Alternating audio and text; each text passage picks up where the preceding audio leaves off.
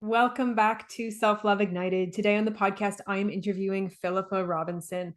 Philippa had a very deep personal transformation. She healed childhood trauma. She learned to love herself and live for herself. Through this, she arrived at her soul mission to guide people to be the truest versions of themselves because she believes that is the greatest gift that we can give ourselves. Philippa came on to share her own very unique, deeply multi-layered story of self-love coming from a childhood full of trauma and deeply ingrained beliefs about herself that were not really the most supportive, as well as growing up with an alcoholic parent. She had to do a lot of unlearning as an adult, unlearning codependency, and learned how to have healthy relationships, learned how to love herself, honor herself, be really solid, have a solid core of love within herself. She has since become a coach. She has written a book. She has her own podcast. She's doing amazing things. And she says that her 50s are her best decade yet. Philippa's story is really, really inspirational. I can't wait for you to meet her. Here she is. My name is Katie Allen, and this is Self Love Ignited. Let's get to it. Welcome back to Self Love Ignited. Today on the podcast, I'm interviewing Philippa Robinson. Philippa, welcome to the podcast. Why don't you take a moment and introduce yourself to everybody? Well, Katie, good morning for me anyway. It's 6:30 a.m. here in the UK. And so I'm just slowly coming to exercising self-love really early this morning. I'm 53. I live in Bristol in the southwest of the UK, but anybody who knows the UK accents, I'm not from here originally. I'm originally from the northwest. And I spent years not traveling, but wandering around the UK trying to find where my home was going to be. Yep.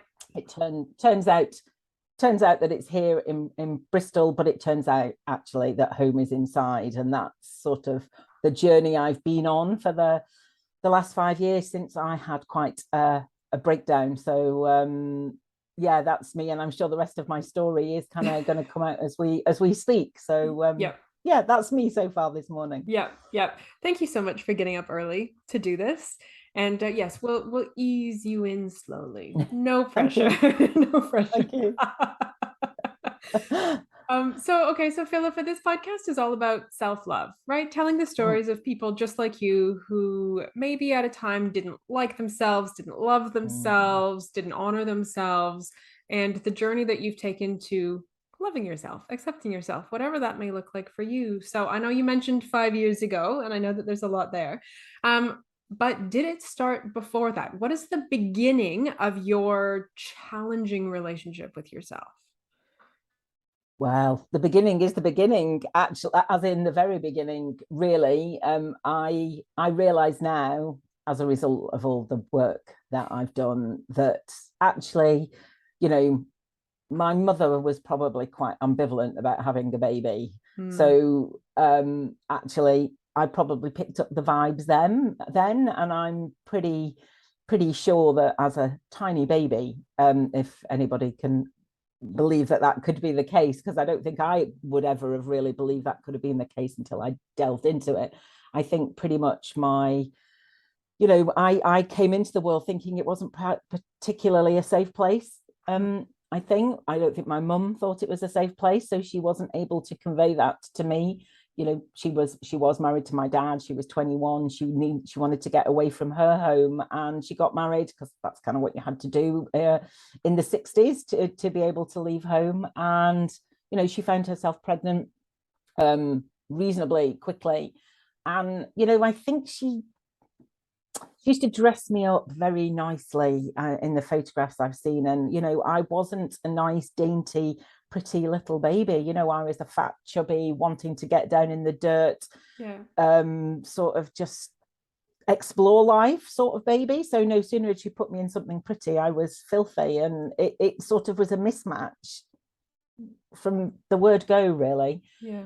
And that's and I can see that now. Obviously I couldn't see that at the time. Just at the time I grew up feeling very much like I didn't fit in, Mm-hmm. like I perhaps didn't belong. My parents divorced when I was about 6, I think. I'm not quite sure. Neither of them are here anymore. And there's not really anybody I can check with who's still alive, but I think they were about I was about 6, and she remarried reasonably quickly Mm-hmm. and went on to have more children. And I always felt really unsafe. I always felt that my place in the new home was I don't know where I thought I would be sent, but I soon felt that I had to be a good girl, and I had to toe the line, and I had to, help around the house. And I was the only girl. I had 3 brothers, and in order to keep my place in that home, I felt like I had to earn it. Mm-hmm. And my supreme people pleasing tendencies started around age 8, 9, I'd Yeah. say, as well as at the same time being put on a diet because I was bigger than my mother wanted me to be. So I got all those messages really early on that just being me wasn't okay. Yeah, yeah, that's a lot of layers of receiving that message though. Like It is. that I mean, I think many of us have some version of this, but you sort of got like this like layer cake of like maybe you're not really wanted, maybe it's not safe, maybe you don't belong, you need to change like again and again. Wow, that's tough as a little I mean, it's tough for anybody, especially as a Mm, young child though. yeah, Yeah, yeah, and of course it was all I knew. So of I course. didn't know any different. And yeah, I mean, by the time I got to 18, I just couldn't wait to get my exam results and just leave and go to university, which is what I did, and kind of didn't look back. And I thought that would be my freedom. I think there's always been, now I can recognize there's always been that spark inside of me, that like that bit that's going, it's okay, just get through this, and there will be more, there will be better. Mm-hmm. So I felt that leaving home and going to university would be my sort of ticket out of there, really, and my ticket into real life. Yep. But of course, what I found when I went to university, which is sort of like a little bit looked after, but not, but more so out in the real world, but not really out in the real world. And I just found I didn't have the skills to form proper relationships with people. I didn't know who I was. I didn't know how to use my own voice, be my own self, be vulnerable, and form proper relationships with people. And don't get me wrong, I've got lots of great friends from school and from university still now. Um, so it's not like it was awful. I don't want anybody to think that I'm saying my life was entirely awful the entire time, because it wasn't. And there were some really fun times. But underneath it all was this layer always of you're not good enough. Nobody Yeah. likes you. Yeah. Nobody actually really wants you around. So you've really got to try hard for people to want you to be around. And that is what I took into my adulthood, into my marriage, into my parenting, into my career. And it was exhausting. It sounds like it. It sounds like it. It's I think it's really important to, what you're saying is like these beliefs, these stories, these Mm. things that you believe about yourself. You can't just because you move, just because you go to uni, just because you get married, just because you become a parent, just because these changes happen. Those stories stay with you because they are part of you until you Mm. address them, right? They're always Yeah, there. yeah, absolutely. And I think I always knew there was something missing. Yes. And that's why so I was a lawyer. I went to university and did law, and then I started a big London law firm. On the surface, I was doing really well. I was doing great, and there were some great times. But I think I always knew there was something there was something missing, and I didn't know what that was. And I think that's what drove me to constantly. I changed jobs every 2 years or so. And with that, I moved cities. So I moved around the UK and moved cities. And there was always something else I was looking for. Yeah. I mean, when I got to Bristol, I've now lived in Bristol longer than I've lived anywhere else. And it was here that I met. I didn't move here for my husband. I moved here for somebody else. But I then, that didn't work out. And I met my now husband, and we've been married for 17 years. And I think when I got married, I thought that would make the difference. And, I now know, hindsight is a great thing, isn't it? That, I spent my entire time looking for my happiness outside, thinking it would just be that this next job might be the thing that makes it better. This next move, this next city might suit me better. This next relationship might be the one that's kind of going to fix me. Yeah. But of course, that wasn't the case. But of course that wasn't the case, because that's not how it works. That's not how it works. No. No. And, it would be, in a way, it would be, I put the work in, I put the effort in, I did all those changes. Do you know what I mean? If that would have been the answer, yeah. I hope I would have found it, because I did put the time and the effort in, but it just wasn't, because that's not where the answer lies. And I'm pretty sure that's not where the answer lies for anybody. It's certainly not where the answer lay for me. Yeah, absolutely. I would agree with that. Yeah. So what did you do then from that place? Like, how did you get to where you are now? How did you start seeing the stories and shifting those? Yeah, I'd like to say I had this this moment of enlightenment, and I just saw what was needed, and it was a lovely step into the light. And of course it wasn't like that. I got married in my mid-30s and so by the time I was 40, I had 2 children under 2, and I was married, and it's kind of like, this is it. I'm okay. This is where I wanted to be. And I also did one of those crazy very low calorie diets and lost 5 stone. So I was also the thinnest I'd ever been as well. And it was like, wow, this is it. I'm here. This is like this nirvana that I've been waiting for. Yeah. And it turned out that, the biggest thing I learned about losing all that weight was that it wasn't the weight that was making me unhappy. I think I'd spent so many years not wanting to lose the weight because I didn't want to find out that perhaps life was still rubbish, even when I was slim. I didn't think I dared do that. And then I did it, and I found out that was true, that actually being slim was not making the difference. So from that point, the weight came back, because it does.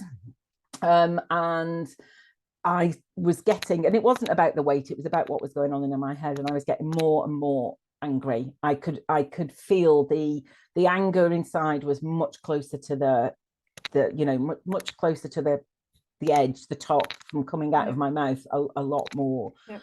And I'd be having these arguments because we've got no parents between us. They've all gone. We had no help. 2 children under, very close in age. It was hard work, and it was very testing for our relationship. And I was angry a lot of the time, and I'd start to have these arguments, as you do. And I remember feeling a little bit. That was the first time I really witnessed dissociation, when I'd be like, it's almost like I'm standing at the side of me, watching me be absolutely vile, and thinking, gosh, that's actually nothing to do with him. This is something else. I didn't know what that was. But then, of course, that moment would go, and we'd be back, we'd sort of, get through whatever that was. So I was getting more and more angry, but not really doing anything about it. I just thought it was life. That's where we were. Then in 2016, somebody suggested to me that the book Codependent No More by Melody Beattie might be worth reading. This was somebody who is very close to me, knows my story, and was going through their own thing, and said, maybe, why don't you read this? So I read it, and it was like, I'd never even heard of codependency. I was not in the self-development world at all. I'd had little bits of counselling over the years, like 3 or 4 sessions to get me through something that was going on, but I'd not delved deep at all. And I'd never even heard of codependency. And I read it and thought, oh gosh, that was like my childhood spread out in front of me. Because one thing I haven't mentioned so far is that my mother was an alcoholic, as well as all these other things that was going on. My mother was an alcoholic. So an emotionally absent mother who is putting drink before you, or it feels like they're putting drink before you, was another layer to how I grew up. So I realized I was very much in a codependent relationship with her and with nearly everybody else in my life, actually. So that was a big eye-opener, and that was December 2016, and I still didn't do anything about it. And then in January 2017, I lost a lot of the sight in my right eye. I don't know what happened. It was probably creeping up, but I discovered what had happened in January 2017. There was about 3/5 of my eye I just couldn't see through, and I'm incredibly short-sighted. And it turned out that what had happened was something very strange. And I did get most of the sight back, actually. But what had happened in the meantime was this massive unraveling. That was really my rock bottom. Yeah. Because I kind of fell apart and just didn't know. I remember thinking, how on earth am I going to, I built my self-worth was built on what I can do for people, how I can be helpful, being useful. That played out at home, it played out at work, it played out in my friendships, it played out everywhere. And I was like, how am I going to be able to do that because what I was told the damage was permanent, which of course it turned out it wasn't. But I was told the damage was permanent. They weren't sure whether they could stop it. And because of what had happened was a bit strange, it could happen to the other one. So I felt there was a very real risk that I was going to go blind. And, I had no idea how I was going to cope with that. And I was just like, well, I'm not going to be able to be my life as it is. And as it has been, felt like it was over. Yeah. And I had no idea what was going to come next. And I realized that I felt that nobody would want me.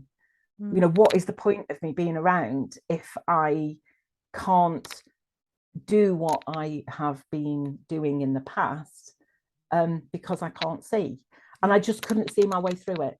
I just could not see. And I fell into quite a deep depression at that stage.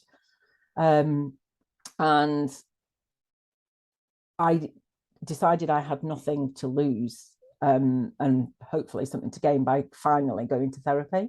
Yeah. And I came home one day from the eye hospital after yet another, like nobody still knew what they were going to do. And I was really frustrated. And I just said to my husband that I was going to have to go and get some help. I didn't know what that was going to look like. I didn't know how it would pan out. But I felt at that time that if I didn't go and get help, I was going to have to leave. I was so angry. I was so awful to be around that I just said, I can't stay here as part of this family because I'm just going to, apart from anything else, I'm going to screw the kids up. And that was the last thing I wanted.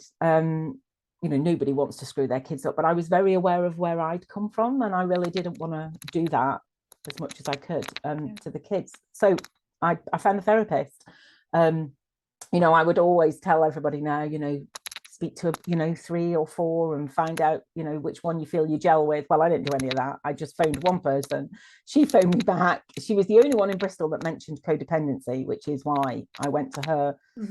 And I stayed there for 3 years. Originally, I only committed to 6 weeks. Then because I thought that's all I'd need. Yeah. 6 weeks was all I could sort of see that I could commit to. And then it was 6 months.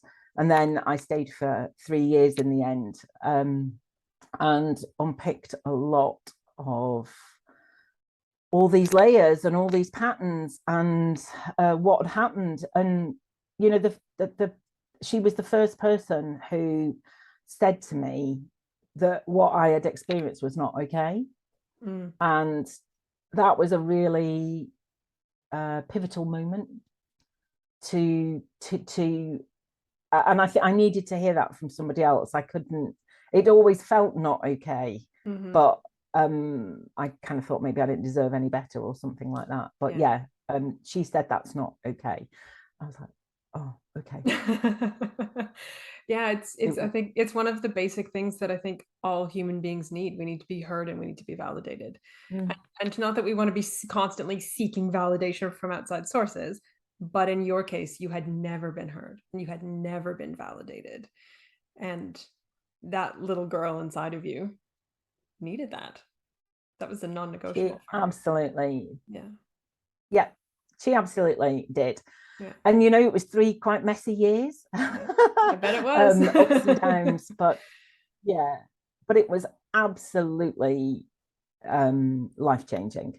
You don't go through something like that and not come out at the other end different. Absolutely. I'm not saying there wasn't still work to do, but I was changed, absolutely. And I learned in one of the first sessions, she said to me, so what do you do just for you? What do you enjoy doing? And I was like, what? I had no idea. I kind of knew what she meant, but I had no idea that that's what that was okay, and that other people would have an answer to that. Because I just spent so long doing things for everybody else all the time, and I didn't always do it willingly. There was quite a frustration and begrudging sort of feeling underneath it, but that is what I had done. I don't want you to think I'm like this saintly person going around being fabulous to everybody, because I wasn't. I absolutely wasn't. So that's what I did. Slowly I learned how to take time for myself and do things just for me. And I remember the first time I went off for an afternoon to do something on well, I went to a friend and I actually helped a friend clear a garden, which I know sounds like I'm doing something for somebody else, but to just say to my husband, I'm going to go and help, my friend do this today and I'll see you later, was like, that was quite a big thing, really. And to do that and to go, I quite like going doing something physical and outside and with somebody you can have a good chat with at the same time. So I had a great day. And I like clearing things out. I love when people's gardens are overgrown and I can sort of really help them. And because what happens is it helps me clear my head out at the same time. I like a good cathartic clear up. And what I learned was going and doing that and saying, this is what I'm going to do. Not necessarily this is what I'm going to do and I don't care what you think, but also not asking permission. It was like, this is what I'm going to do for me, and doing it. And my world didn't fall apart. Nobody actually begrudged me that time. And that was a real start to finding who I am. That was my start to finding, who Philippa is underneath all those layers. So I think, therapy helped me take some of those layers. Well, it helped me understand the past, actually, and take some of the layers off. But I then sort of fell into a lot of self-coaching. I did so much reading, listening to podcasts, doing workshops, webinars, you name it. I was like soaking it all in, and did a lot of work on my own then, really, for another couple of years. And I couldn't have done that without the therapy. But that on top of the therapy is what helped me find who I am. And this is self-love ignited, and what I found was me, and I learned to love me. And I can't imagine ever being able to say that in the past, actually, that I love me, because it, certainly here in the way I grew up and here in the UK, it's, we don't say that we love ourselves, it's very, you've got to be, subdued and keep it sort of. And now I say, yeah, I do love myself, not in a oh yeah, look at her, she really loves herself, doesn't she? But I do, because if I don't love myself, you know, well, actually, it doesn't really matter whether anybody else. I mean, it does matter whether other people love me, but genuinely, I think I'm a really great person now, Mhm. and I can say that without even. In fact, that's perhaps the first time I've ever said it without even a little like, oh, um, because Yeah, that's the greatest gift I could give myself. it is. It is. It is. And you know what? I think it's true, right? Like there's really this misconception about what self-love is. And self-love is Mm. not thinking that you're the best and you're flawless and that you're above everybody else. Not at all. Like not even close, No, right? It's about seeing yeah, yourself, accepting yourself, the light stuff, the dark stuff, the stuff that's easy to love, the stuff that's not so easy to love, respecting yeah, yourself, holding yourself as worthy and deserving of everything that ever like it's all of that stuff. It's not that you're it better is. than, it's that you're enough. Exactly. Yeah. Yeah, you're absolutely right. I definitely, I've certainly not gone from where I was thinking I'm better than anybody else. I mean, Yeah. that's absolutely not. It is just accepting that I am enough, and to understand that I'm enough, just being me, even if I'm not helping people, even if I'm not doing things for other people, Mhm. just me being me is enough. Is enough for me to have a place in my family, in my community, in the world. That is enough. Yeah. Was life changing. Yeah. Yeah. How are your Now that you've done all this work on yourself, now that you know Yeah, that you are enough and you realize your codependency and worked through that, how are your relationships different now? Your relationships with your husband, with other family members, with friends, like how are those different now than how they used to be? well, I won't lie, doing this work changes things. Yes. Especially when so I was 47 when I lost the sight in my eye. I had a lot of years of building relationships built on the way that I was. So quite a few of my friendships went through a rocky time. Mhm. Um, not mainly because I retreated a lot. Actually, I felt and my world became very small because it was a safer place. I felt it was a safer place for me to be while I was doing all that work. So Yeah. I retreated from a lot of my friendships. Um, Most of them, I'd say, are I'm back in the bosom of those friendships. They are different. I'm not the organizer as much as I used to be. I'm not the one that is. Um,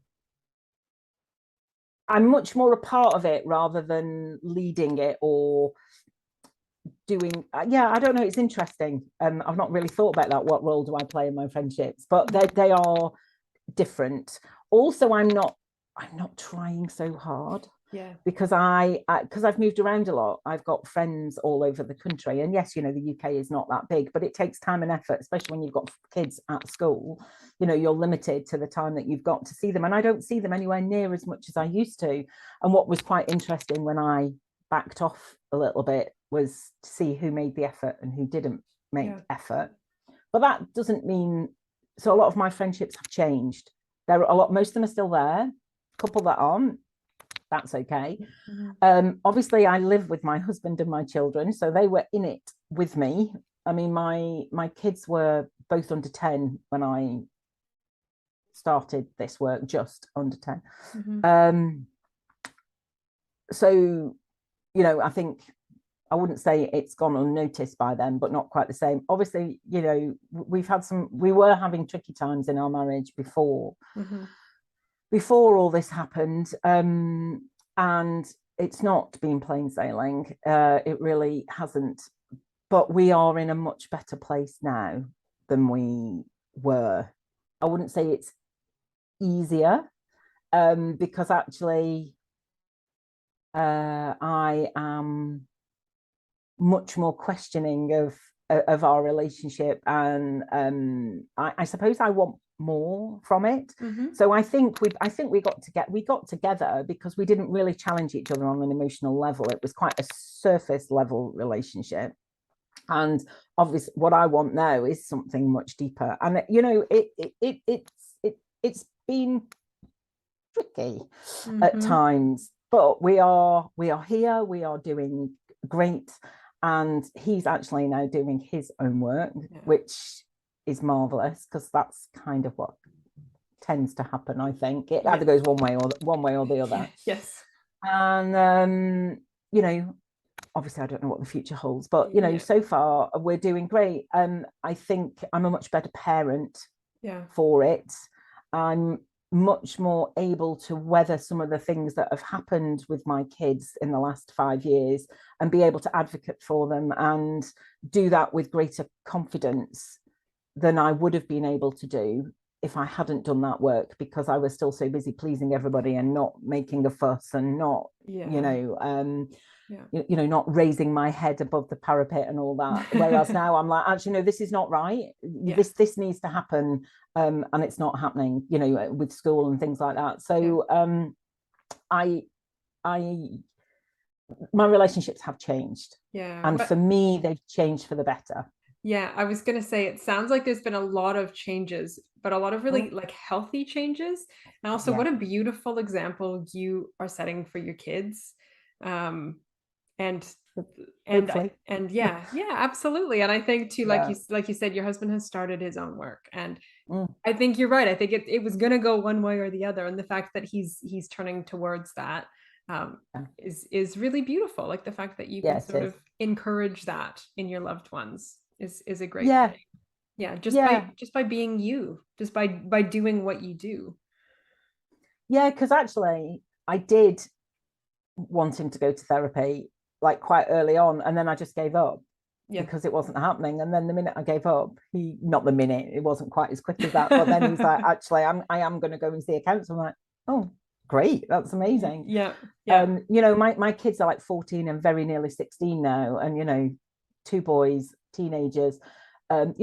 This is a tricky time, but I do think I'm convinced that I and us as a family are navigating this stage better. I'm not saying we're doing it brilliantly, but better than we would have done had we. I mean, I'm not sure we would still have been together, to be Yeah. fair, Yeah. if I hadn't done that work. So for me, it's changed everything. Yeah. Yeah. But it's given me this solid grounding and solid core of knowing who I am and loving who that person is, that I never had before. Yeah. So yeah, I still might get rocked a little bit by things, but the core is solid. Yeah. I describe it So that way quite often. I use that word being solid within yourself, and yeah, I think it can be challenging for some people to understand it, but I get you 100%. yeah, It's like it's unmoving as the yeah, world moves around you, as chaos happens sometimes, and family and friends and people and emotions. It's like there is a part of you that is solid and strong, and it's like this core that just is unshakable.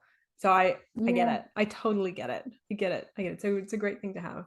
Yeah. mm, Um, yeah. okay. I want to switch direction a little bit. I want to find out about what you're doing now and your business now, because you mentioned before that you used to be a lawyer. That was you were in corporate. You did that for a long time. I did. Um, and you are not anymore. So tell us No, no, I'm not. I finally left. I managed to sort of stay in the law for quite a long time by changing the roles I did and easing myself out. But in 2019, just as I was finishing therapy, I wanted to change my role at work to be much more people focused, because I realized people are what have always fascinated me and interested me. how. And it was a role I was really doing, but they didn't acknowledge. Anyway, they were like, I have no idea what you're talking about. If you don't want to do this role, we haven't got that role for you. So thanks and bye.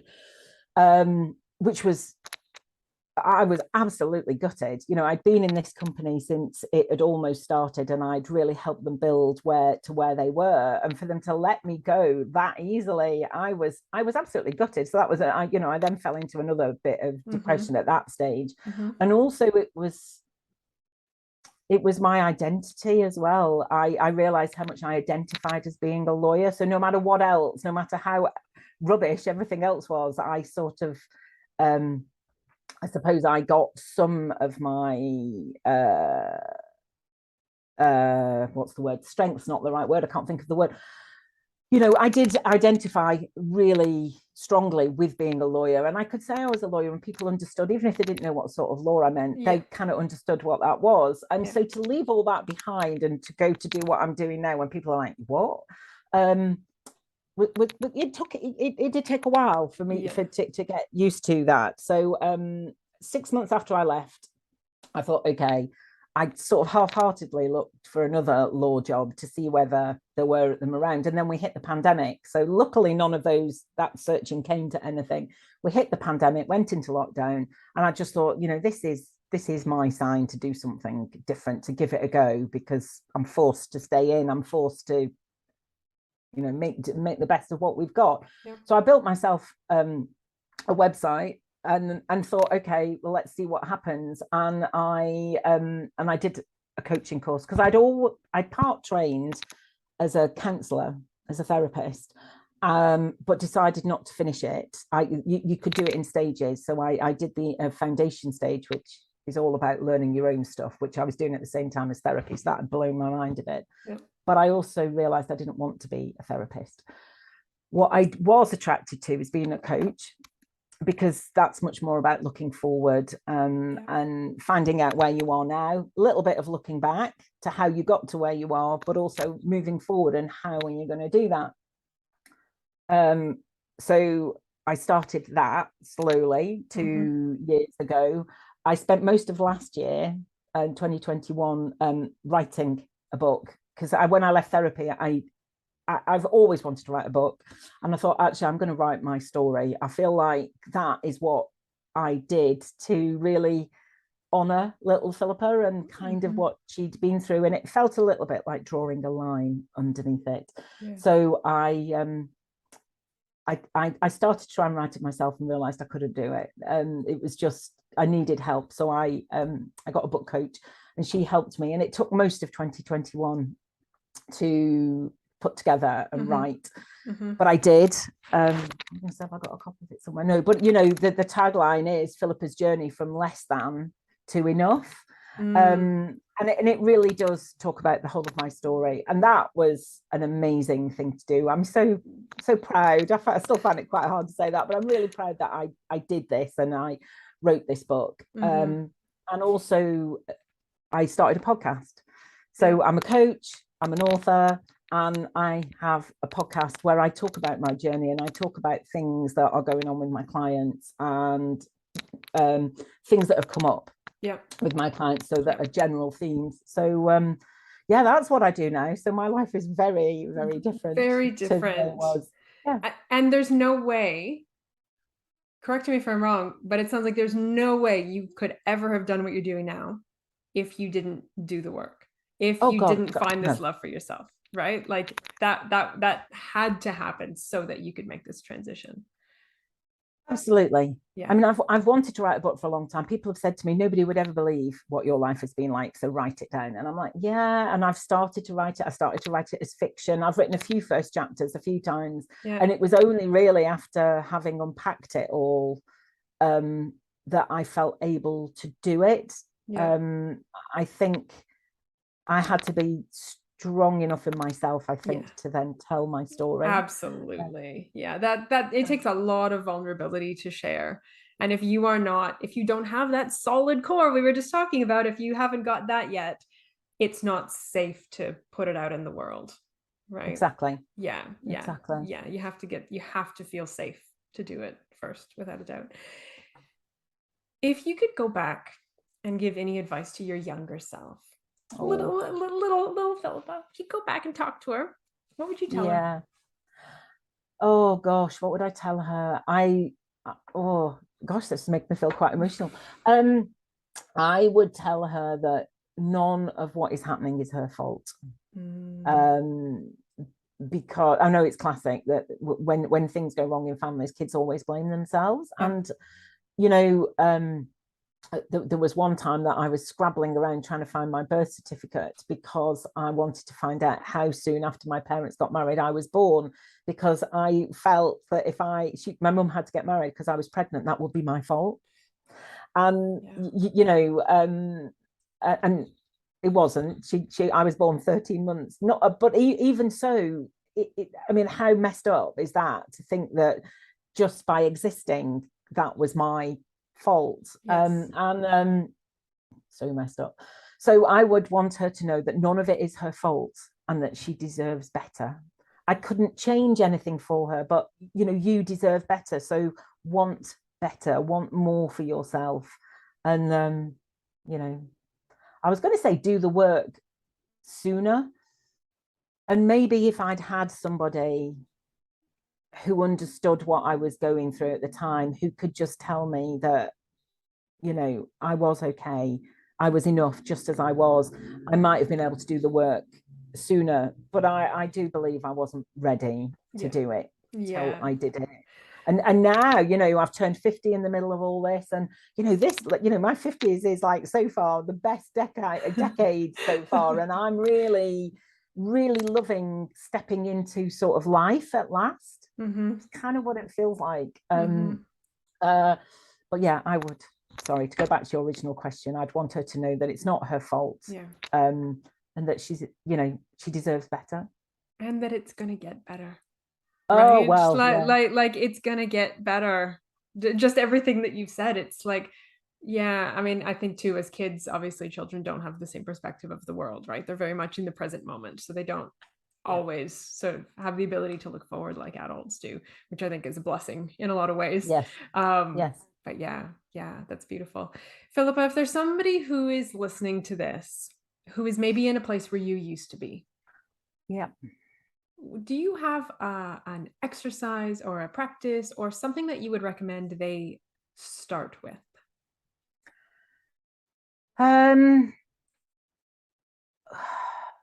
So I did nothing until I hit rock bottom and then went to therapy.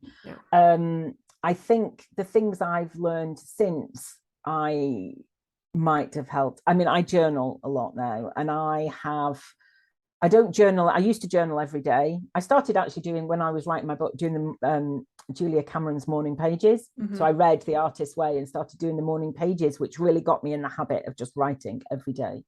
And some days it was something and nothing, but some days it was really insightful.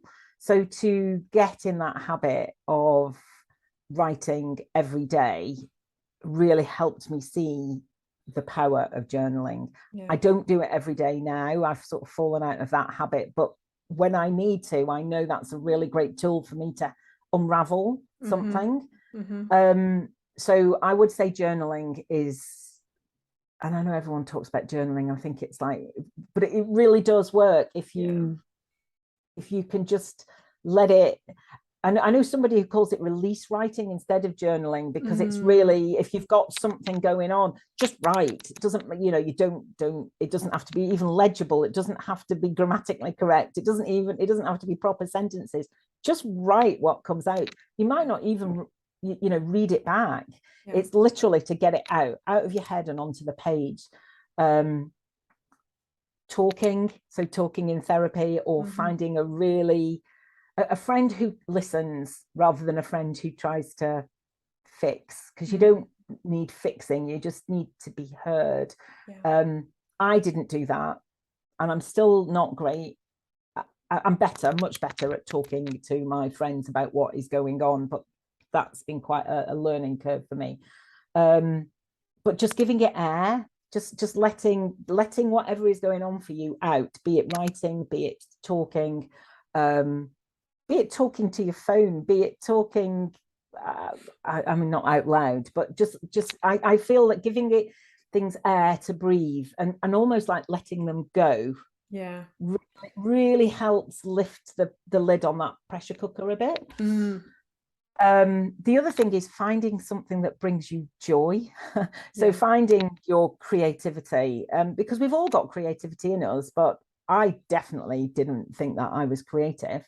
And discovering my joy of writing has really helped. So I write articles on Medium now, I write blog posts, I've obviously written my book, and I do a lot of processing as I write. Yeah. You know, a lot of my book is, oh, actually, as I'm writing this now, I've realized this. So I definitely process as I write. And yes, I wrote my book on a laptop, but actually pen on paper, pencil on paper is this, something happens differently in your brain when you do it that way rather than type. So yeah, that's magic. And just finding whatever it is that brings you joy, and allowing yourself, giving yourself permission to do things regularly that light you up, fill you up, bring you joy, make you happy, whatever resonates with the work, you know, take time for yourself. Yeah, that's beautiful. Good advice, and all very doable things, right? All of those things are something that can start today, right now. You don't have to wait for something. There is no like perfect time. The perfect time is now. The perfect time is if it feels even if you just get a piece of scrap paper and just write on it. And you know, if you're doing release writing and you've got anger to get out or anything like that, it's really great to write it and then either scrunch it up or burn it or you know, just rip it up into pieces. But you can do that now. Go out for a walk in nature, you know, or go to the ocean, or whatever it is that fills you up. Go and do that now.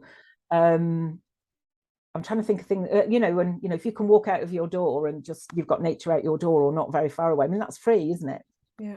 It doesn't have to be expensive things to do or therapy, you know, because I know not everybody has the ready available money to access therapy and coaching, but really do think about that, because doing this work is easier with, it's not easy, but it's easier with support. Yes, it absolutely is. But you can do it without. You can, and there is a lot available out there. Right. There's a lot of books. There's a lot of resources. Okay, Philippa. There's your wonderful podcast for start, so. And yours as well. Well, and mine, So there's our wonderful podcast. Our wonderful podcast. That's right. Yeah, that's right. Yeah. Philippa, if listeners want to find out more about the work that you do, if they want to get in touch with you, where's the best place for them to do so?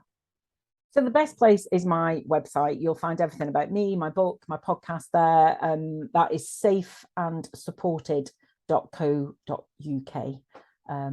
My podcast is on all the usual platforms. It's on YouTube, and that's called Meeting of Minds. Meeting of Minds. Beautiful. And I'll make sure that the links to those are in the show notes, so it's nice and simple to click through to find. Thank you. Oh, my book's on Amazon as well. Excellent. We'll link to that. We'll link to that. Yeah. For sure. Thank you. Philippa, thank you so much for coming on today. I feel like you're, you know, I mean, we could have, if we wanted to, you know, get messy, we could have like delved into all of the layers, because you have a lot of layers, right? I mean, we barely touched on the, you know, not feeling wanted as a baby. We barely touched on alcoholism of your mother, right? And like all of these things have such a deep impact. But I really want to honor you for coming on and sharing your story with us so candidly, because just, you know, this is how we heal. Stories are healing, stories are connecting. And I'm really grateful for you. So thank you for that. Oh, you're welcome. And that's why I like to come on podcasts and tell my story, because if I'd heard stories like this when I was really in the mire, it might have inspired me to do something earlier. So thanks for this opportunity. It's been lovely to be here and talk about the good side, like the healing and what comes after the healing, because actually that's where the joy is. So thank you. Thank you.